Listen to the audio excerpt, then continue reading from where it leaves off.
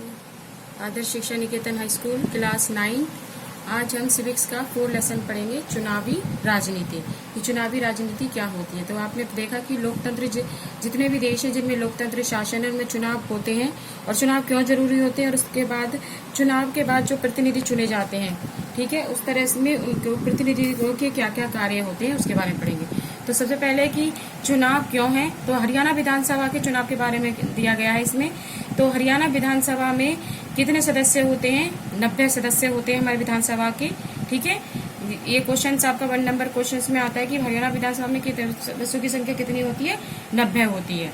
तो यहाँ पर हम पढ़ेंगे कि हरियाणा के 1987 में जो विधानसभा के चुनाव हुए थे उनमें क्या हुआ।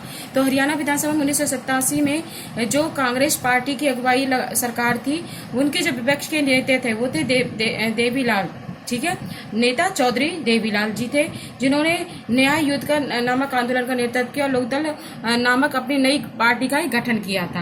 विपक्षी दल मिलकर एक मोर्चा बनाए। उन्होंने चुनाव प्रचार में देवीलाल ने कहा कि अगर वो चुनाव पार्टी में जीत जाते हैं तो किसानों और छोटे जो व्यापारी हैं उनका कर्जा माफ कर देंगे। तो उन्होंने ये वादा पूरा किया और उनका यही सरकार का पहला काम होगा।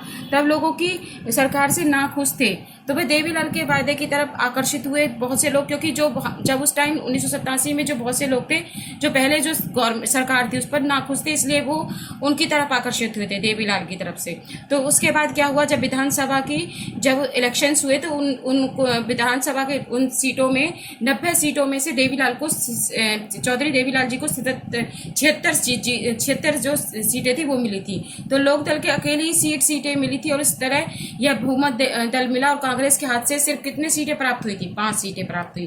तो चुनावी नतीजों की घोषणा के बाद क्या हुआ, मुख्यमंत्री ने पद छोड़ दिया और लोकदल के निर्वाचित विधायकों ने देवीलाल को अपना क्या चुन लिया, नेता चुन लिया। और राज्यपाल देवीलाल ने एक मुख्यमंत्री के रूप में कार्यकाल संभाला और चुनावी नेताओं की 3 दिन के अंदर ही वह मुख्यमंत्री बन गए। और मुख्यमंत्री पद की शपथ लेने के बाद क्या हुआ, सरकार ने एक आदेश जारी करके किसान और जो छोटे खेतीगर मजदूर थे और व्यापारी थे उनका जो ऋण था, ठीक है, जो क्योंकि उन्होंने वादा किया था, उस ऋण को क्या कर दिया, माफ कर दिया। 1991 में उन्होंने क्या करा, उनकी पार्टी को लोगों ने एक समर्थन दिया और कांग्रेस पार्टी ने चुनाव जीता और सरकार बनाई, ठीक है। इस तरह ये 1987 थे उसके चुनाव के बारे में बताया कि किस तरह होता है। अब है भाई, चुनावों की जरूरत क्यों होती है, कि चुनावों की जरूरत क्यों होती है, कि जब क्या होता है कि जब हमें चुनावों की जरूरत क्यों होती है कि अगर सारे लोग साथ बैठेंगे और सारे फैसले मिलजुल कर लेंगे तभी चुनावों के लोगों का शासन क्या होता है, संभव होता है। तो हमने देखा कि भाई अधिकांश जो लोकतांत्रिक शासन व्यवस्थाओं में लोग अपने अपने प्रतिनिधियों के माध्यम से शासन को चलाते हैं। जैसे फॉर एग्जाम्पल किसी भी संस्था को चलाने के लिए उसके क्या होते हैं, जो उसके सदस्य होते हैं उनमें कामों को, उनके जो कार्य है उनको डिवाइड कर दिया जाता है जगह जगह, ठीक है। इसी तरह इस लोकतंत्र शासन में होता है। तो इसमें क्या हुआ था, क्या चुनाव बिना लोकतांत्रिक ढंग से चुनाव किया जाता है। तो यहाँ पर प्रतिनिधियों का चुनाव उम्र और अनुभव के आधार पर किया जाता है, ठीक है। और यहाँ पर क्या होता है कि ज्यादातर अनुभव और ज्यादा ज्ञान होता है, तो तय करने पर मिलजुल कर परेशानियों को दूर कर लेते हैं उससे जो सभी लोग होते हैं। तो इसमें क्या हुआ, तो इससे क्या होता है कि जो ऐसी व्यवस्था लागू करने की जरूरत होती है जिसमें नियमित अंतराल पर अपने प्रतिनिधि को चुन सके और इच्छा से उन्हें बदल सके। किसमें, लोकतांत्रिक शासन में। तो चुनाव मतदाता कई तरह से चुनाव करते हैं, जैसे वह अपने लिए कानून बनाने का चुनाव कर सकते हैं, वह सरकार बनाने और बड़े फैसले करने वालों का चुनाव कर सकते हैं, वह सरकार द्वारा करने वाले कानूनों का दिशा निर्देश करने वाली पार्टी का चुनाव कर सकते हैं। तो ये तो होता है कि वे चुनाव की जरूरत क्यों होती है, क्योंकि कार्यों को डिवाइड कर देना और एक चुनाव करके अपने प्रतिनिधि को चुनना। अब पढ़ेंगे कि चुनाव को लोकतांत्रिक मानने के आधार क्या है, ठीक है। चुनाव भी कई तरह से होते हैं, ठीक है।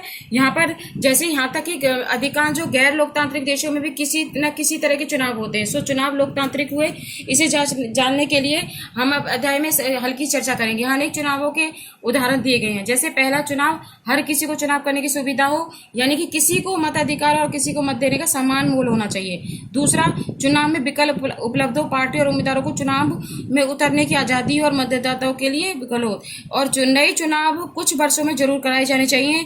लोग जैसे चाहें, वास्तव में चुनाव उसी का होना चाहिए। तो 5वां पार्ट होता है कि चुनाव स्वतंत्र और निष्पक्ष ढंग से कराए जाने चाहिए, जिससे कि लोगों को सचमुच अपनी इच्छा से व्यक्ति का चुनाव कर सके। तो ये तो होते हैं कि भाई लोग चुनाव के लोकतांत्रिक आधार क्या होते हैं, यानी कि ये शर्तें होती हैं पूरी जो करनी चाहिए। उसके बाद होता है कि क्या राजनीतिक प्रतिनिधि अच्छे हैं। तो इसमें क्या है कि क्या होते हैं कि यह एक प्रतियोगिता कई प्रकार की हो सकती है, जैसे निर्वाचन में उसका स्वरूप बदलना। लेकिन क्या राजनीतिक प्रतिनिधित्व का होना क्या अच्छी चीज है? इससे कुछ नुकसान भी होते हैं। इस प्रकार हर बस्ती हर घर में बंटवारे जैसी स्थिति पैदा हो जाती है।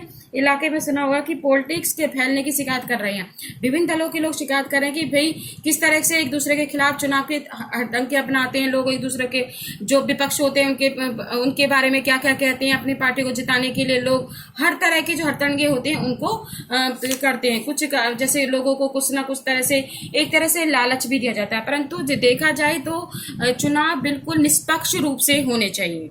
ठीक है। इसके बाद ऐसा होता है कि वास्तविकों का मान कैसे हो कि एक तरीका राजनेताओं के ज्ञान और चरित्र में बदलाव के सुधार को लाने का प्रयास करना चाहिए। हमें ऐसी व्यवस्थाएं बनाना चाहिए जिसकी लोगों को पुरस्कार मिले, ऐसा ना करने वालों को दंड मिले कि जो इसने करा है। इस प्रकार पुरस्कार और दंड का फैसला कौन करता है? इसका सीधा सा जवाब है कि लोग करते हैं।